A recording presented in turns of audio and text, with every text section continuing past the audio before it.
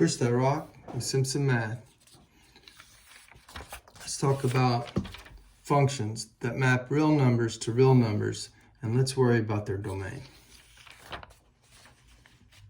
So when we have the intention of mapping a real number to the real number, sometimes the domain must be a subset of the real numbers for algebraic reasons.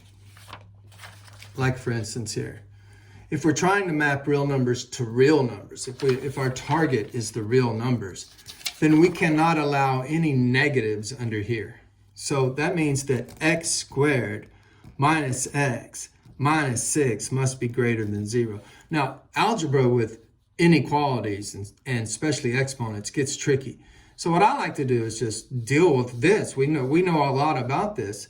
Let's look at this and look at the graph of it.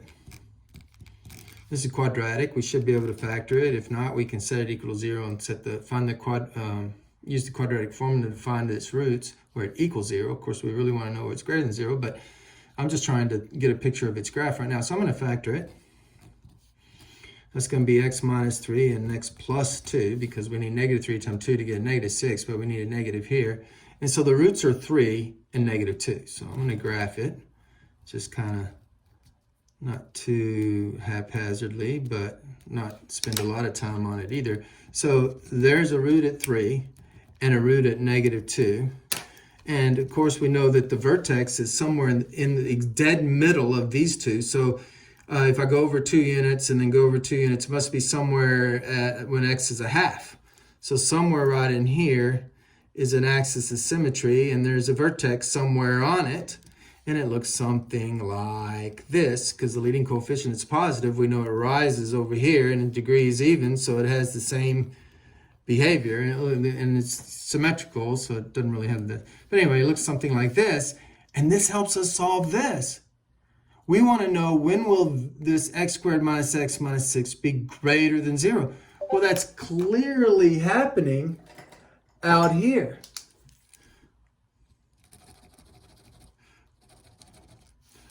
When it gets past 3, the y values are above this x-axis, so they're greater than 0. And the same thing over here. When it gets left of negative 2, when the x values are left of negative 2, the outputs are going to be greater than 0. So the solution here is from negative infinity to negative 2, union 3 to infinity. And let's see, can I include the negative 2 and 3? Is it okay to have 0? Oh, I should have set this equal to 0, because greater than or equal to 0, because it's okay to get 0. The square root of 0 equals 0. So I almost missed this problem because I almost excluded those 2 points, but a bracket means they're included. So any number up to here, it will be greater than or equal to 0. And then from 3 on, this quadratic will be greater than or equal to 0. So this is the domain of f. The domain of this f function is where this quadratic that's under the radical is greater than or equal to 0, and that happens for these x values. That's how you find the domain of a square root, or any even root. You set the argument greater than or equal to 0. What about with the division?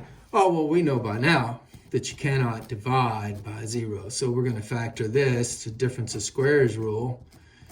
And we're going to go, oh, clearly this will be equal to 0 at negative 2. So therefore I can't allow it in the domain. It'll be equal to 0 at 2, but I can't allow that in the domain because I can't have my denominator being 0. So my domain is any real number except for x cannot be plus or minus 2. There's 2 exceptions. Other than that, you can allow any number into this. But remember, we can't divide by 0. So what have we learned so far? You cannot take an even root, if this is an even root, like 2, 4, 6, 8, of negative. So it's got to be greater than or equal to 0. This argument has to be greater than or equal to 0 in an even root. The denominator has to be not 0 in a division problem. Well, with logs, are very similar to even roots, the argument has to be strictly greater than, so this time I do use the strictly greater than 0. And again, the way I'm going to solve this is I'm going to solve it graphically.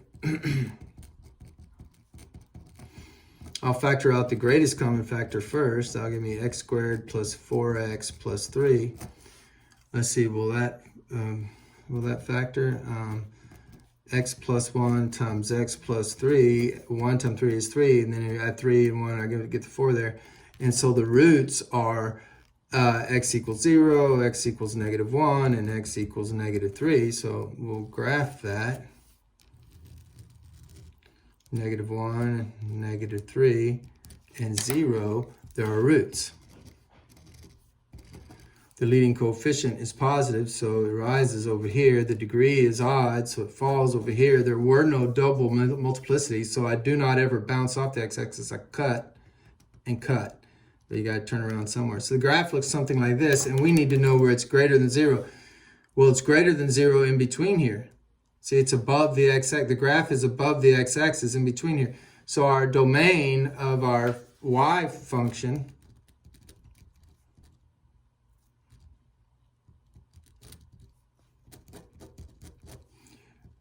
is from -3 to -1, and these are not included because logs cannot allow zeros. If I put -3 into this cubic, I get out a 0. So if I put -3 into this, I'd get out a 0, and logs do not allow zeros.